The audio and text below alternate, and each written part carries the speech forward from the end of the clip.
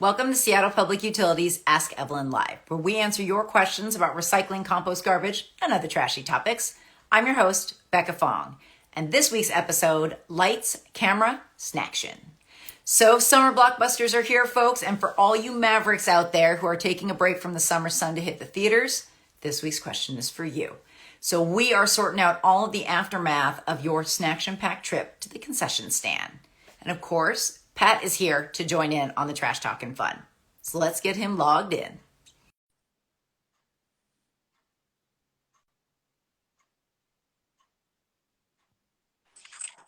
Hey Becca, how you doing? Hi, Pat. How are you? I'm having a great week. Got to go see a movie this week to prepare for the show, so it was a good week so far. Happy to be here. Awesome. All right. Well, this week's question is all about kind of summer blockbusters. Yeah. So let's get into it. Let's jump right to it. Thanks for the question. This question comes from Catherine. Real quick and to the point. It says, hi, Evelyn. Can I compost the popcorn bucket I got from the movie theater? Becca, quick answer. Well, quick answer is that those popcorn movie buckets, if they are clean, empty, and dry, you know, if you didn't get the extra buttered popcorn and you can kind of wipe it out, go ahead and put that in the recycle. If it's really too buttery, super greasy, you can kind of see through it, then that's going to go in the garbage. But it is a lot more nuanced than that. And there's so many other snacks that you can get at the concession stand as well. So, Pat, let's get into those. All right. So we'll start with the popcorn. Okay. So I did get myself a bucket of popcorn. Nice. Left over in there. Oh, I'm not an extra butter guy, so it's pretty dry. So when I'm done, even though there's a little bit in there, I can compost my leftover popcorn, of course. But the bucket does not say anywhere on the bucket compostable. It does not include the word compostable and all the messaging that's included on this bucket about membership and Coca-Cola. So it is a recyclable bucket. Very similar to the soda cups that they provide. So these are great cups. They are fully recyclable, paperboard, heavy board, good stuff for recycling, as long as it's empty, clean, and dry. If it had the word compostable, and some of them do, some of the theaters are using an all compostable kind of suite of packaging. You know, there's different choices different theaters make to be compliant. Some theaters are using the popcorn bag, right? They've got a plastic bag for popcorn, and that's totally compostable in that case. But you really have to look for the label, just like we say for most things.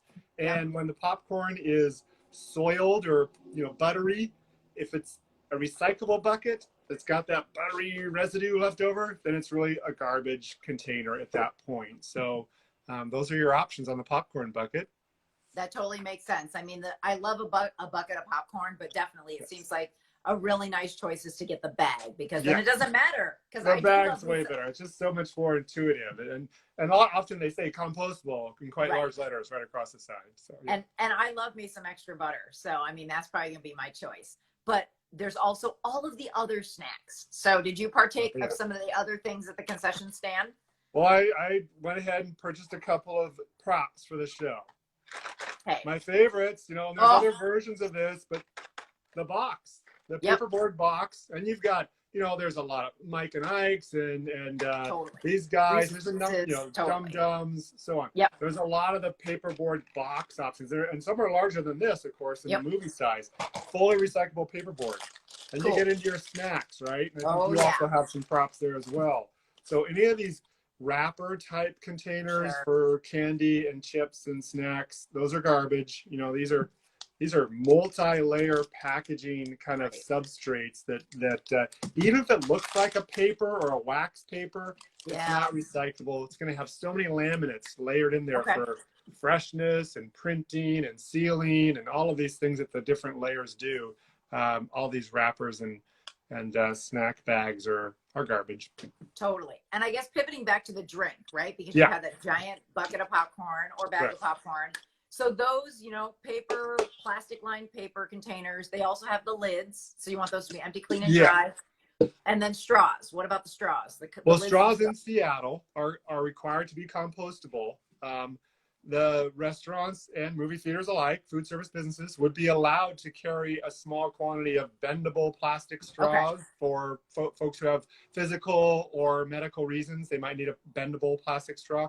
But for most folks, they're going to receive the compostable Okay. PLA or corn-based polymer plastic-looking straws. So compostable, those are fine in the compost bin. And the lids for these cups, if they're plastic, if they don't say the word compostable on the lid, then a plastic lid is recyclable in Seattle. It's over 2 inches in diameter, so it's large enough. And it's also, if it says the word compostable, then it would, of course, go in the compost bin. Yeah. Okay, so cool. So Catherine, just wrapping it up for you. Your popcorn bucket, empty, clean, and dry. Go ahead and put that in the recycling. Right. If it has got that extra buttery goodness still all over it, you're gonna want to go ahead and put that in the garbage. So that's an awesome those are question. our. That's right. That takes care of Catherine's question for the movie theater. But Yeah. movies are a home, an at-home thing, the home theater, right? We got to do some movie night at home. And so to talk about a little bit of like trying to minimize your waste at home for movies is to try and, if you're going to do popcorn, of course, the microwavable popcorn bags are yummy and easy, and those are great. But those bags are definitely not compostable. And they're not recyclable. So those are garbage bags. So many layers, so much buttery goodness. It's just, full stop. There's no coming back from that, but enjoy that popcorn. And there's other options, right? Folks can opt for other ways of popping their corn. Totally. I have an old school air popper, or I'll put it on the stove and shake it with a little bit of oil in it. And that'll work really good. But there's also some other microwave options that are out there. We have a glass device. It's a product created for popping corn, for popcorn. We got it at Fred Meyer or Target or somewhere like that. And it's got a long glass handle on it. And so you put the popcorn in the glass jar, and then there's a silicone lid with holes in it. You can put the butter on top, and it drips down as it pops in the microwave. So Sounds good. And you just buy a jar of popcorn kernels, from the grocery store, from that aisle. And it's so... you have to keep an eye on it because it'll burn pretty. But anyway, it's just, it's great because you just able to rinse that, throw it in the dishwasher, and zero waste basically. Totally. So on the other end too, aside from home movies, there's the production of the movies. And you were saying from the commercial sector, we don't have a huge movie industry in Seattle, but there's definitely a movement in the movie industry, right? To reduce the amount of plastic waste that's showed on screen, as well as being produced and procured during production.